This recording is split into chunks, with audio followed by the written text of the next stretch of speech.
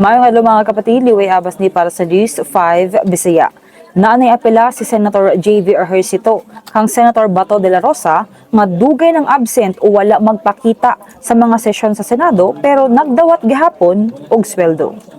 Apela ni Ejercito kan de la Rosa, voluntaryo na lang nga dili na modawat og sweldo hasta allowances gikan sa Senado. Dugang pa sa senador, wala pa mapatuman sa Senado ang rules alang sa pagkumpel sa attendance ug posibleng magdugay ang formal nga aksyon para ani kay moagi pa ni sa mga amendment ug mga deliberasyon. Ingon pa ni Ejercito, pareho lang sa mga ordinaryong Pilipino nga no work no pay. Ilabi na nga si De La Rosa, usa ka public servant. Absent gihapon ang senador sa Senado nga nagsugod sa balita nga naa kunay warrant of arrest ang International Criminal Court kontra niya. Mao sa lamang kaniadtong balita, magpadayon na sa pagbantay sa social media pages sa News 5 para sa mga balita ug update.